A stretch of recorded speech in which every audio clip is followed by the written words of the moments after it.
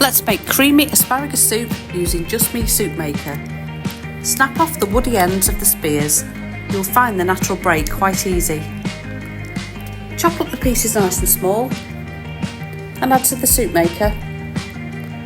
Chop a piece of celery and a couple of spring onions, a knob of butter and a clove of garlic.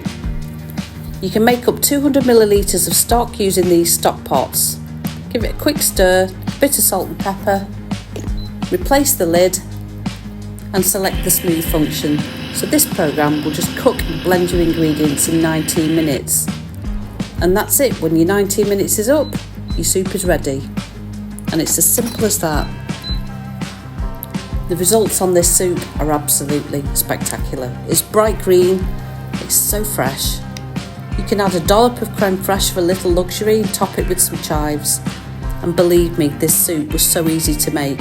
It's packed with antioxidants and it's really slimming too. So head over to our website for more recipes.